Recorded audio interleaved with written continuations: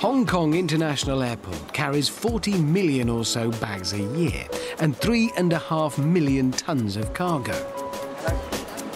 Keeping track of it all is an immense task.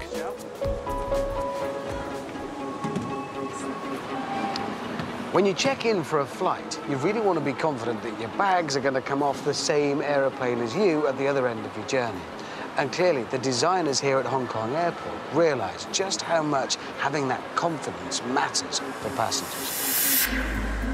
Airports around the globe rely on barcodes to identify a bag's destination and owner. But barcodes have a success rate of only 85%. That means Hong Kong could lose 6 million bags a year, not counting 500,000 tons of cargo. That'd be a long queue at the lost luggage counter. The designers wanted to do better, so engineers had to pioneer a more advanced system. They wanted technology that allowed bags to be scanned at a distance and with greater accuracy. And they turned to a Cold War device for inspiration. Moscow, 1952. A security sweep revealed a bug at the American embassy, hidden in a replica of the Great Seal presented by the Russians over 6 years before.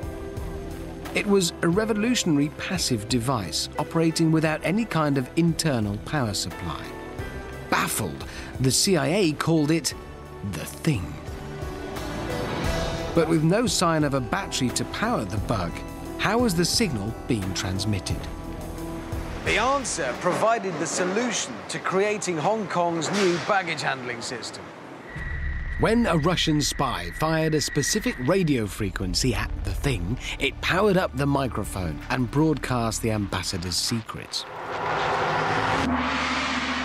And a similar passive device sorts luggage in Hong Kong.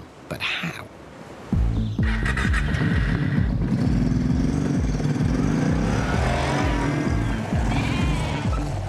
Funnily enough, spy bug technology is useful for sorting other things that don't know where they're going. Sheep. Here at a farm deep in the British countryside, farmer Richard Webber manages his flock with a passive device, just like the Thing.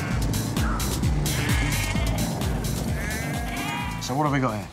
You've got an ear tag, which is a visual tag, and a microchip. And that is the microchip, that's the heart of the whole thing. That's the microchip. When you excite that, it gives you the automatic number. So that's the key to this entire system. Yeah. All right, and we're actually going to ID one of these lambs now. Yep. We're going to do. Yeah, we are. We're going to put in. So once it's got that identity, that's its ID number for life. That's who it is. Well, we will link it through the handheld to the mother. So if you would like to hold the lamb. Hold the creature, yes. OK. And I'll put the tag in its ear. You're going to have your ear pierced. Much smart, but it's very fashionable. Right. Now we're going to read the microchip. Right. And so that microchip is talking to the handheld, and that then is going to feed the information. And it's taking it, and now it's asking, what is it, a boy or a girl? Well, it's not labelled, is it? Well, if you look between its legs... excuse me. It's a boy. A boy. OK, so we hit the ram on here. Yeah. And then it says, what breed is it? Sheep.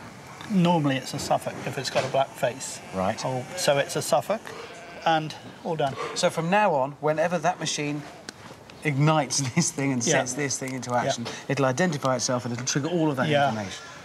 So the luggage, the sheep, has been tagged with a radio frequency identification chip, or RFID tag for short. But how does this tag help a farmer sort a flock of thousands? I've asked Richard to divide some sheep into 3 groups, according to their value, and we'll mix them all up and find out if we can sort the sheep back into their original pens. What we've done is we've put a colour collar on to show you that these are the sheep that should go into that pen. Right. So they're sorted into, we've got yellow collars. Yeah, red collars on that pen and no collars at all in there. We'll mix them up and then we'll run them through the auto drafter, we call it, and it will read the chip and decide which pen it should go in. So we're going to mix all of these 3 groups up, and this device here is going to sort them out again. That's right. All right, I like the confidence. You'll excuse me if I test it a little bit. I just had a devious idea for Yeah. something I'd like to do before we mix them up. Well, that's to be expected. First, I have to catch a sheep, which actually isn't easy. I want to check this machine is reading the microchips and someone isn't herding the sheep by looking at the collars. The only thing to do is mix up some collars and see if the sheep are still sorted accurately.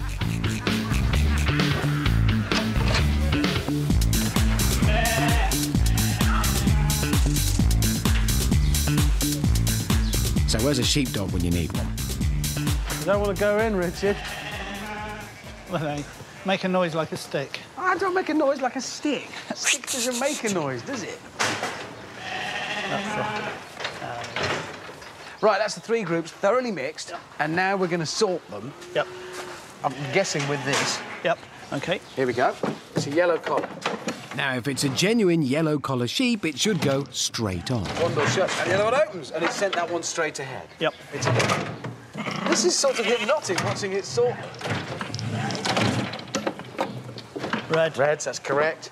This sheep sorter sends a radio wave to activate the ear tag's passive microchip, exactly like the spy bug.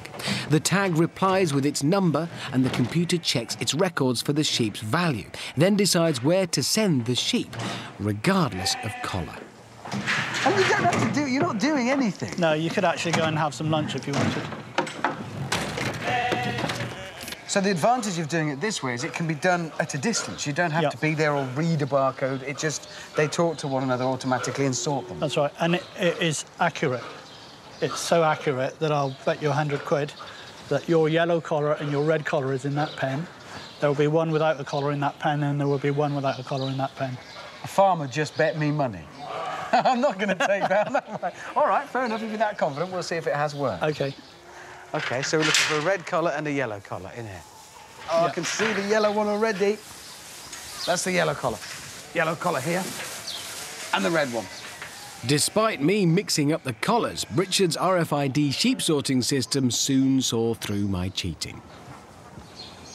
So it's all about information and it's all about readability. And, well, it's a system very much like this, though without the lambs in it, obviously, that allows them to handle the baggage at Hong Kong International Airport without actually handling it.